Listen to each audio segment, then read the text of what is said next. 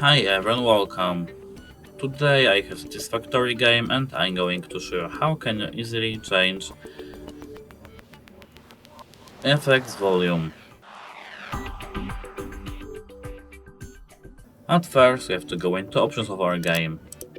Now we have to go into audio. Now the third option is effects volume. We can either decrease it or increase it with the slide over there. That's it. Hope it helps you. Goodbye.